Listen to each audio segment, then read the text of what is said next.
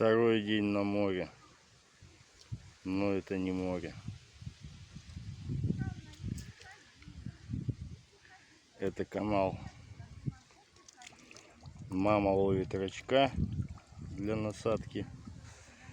Васька рыбачит. Ну а из улова пока только один карасик. Кстати, а живем мы вот в этом здании.